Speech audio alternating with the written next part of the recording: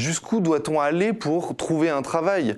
On doit se mettre en scène, on doit jongler, on doit faire des pitreries.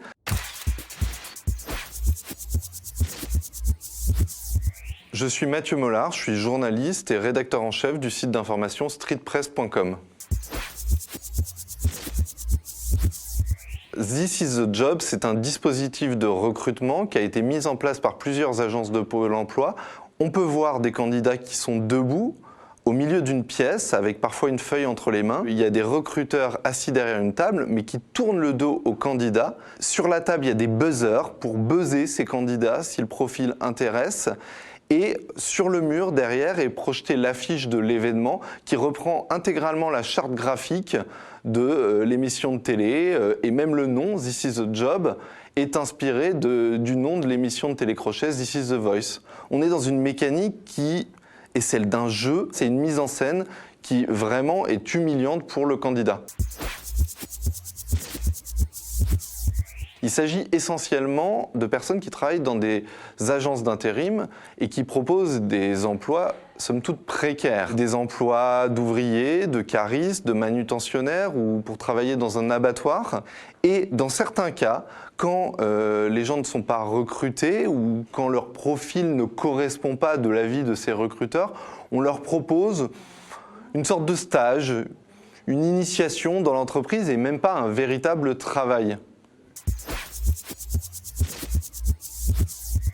Pôle emploi ne voit pas le problème à cette mise en scène, à ce cirque. Le service com de Pôle emploi, la direction de la communication, m'a bien confirmé qu'il ne remettait pas en question le dispositif et qu'il jugeait cette initiative positive et qu'elle rentrait dans la politique de Pôle emploi aujourd'hui. Et oui, ils envisagent de continuer, de recommencer.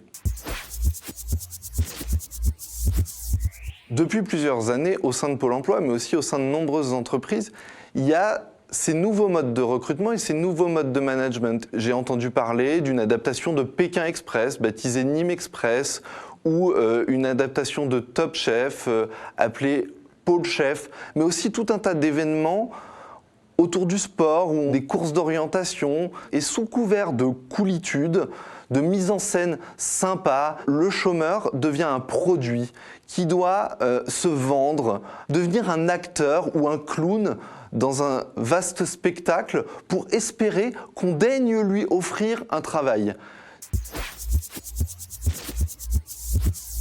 On recrute plus seulement les gens sur une compétence, mais sur une attitude. Derrière tout ça, il y a une philosophie qui, à mon sens, est vraiment gênante, qui consiste à penser que le chômeur est quelqu'un qui ne sait pas se prendre en main et qu'on doit remettre en activité. Parce que finalement, s'ils ne trouvent pas un travail, c'est parce que ces gens-là se comportent mal, ne sont pas assez en forme, se laissent aller. À quand un Hunger Games pour trouver un job de serveur ?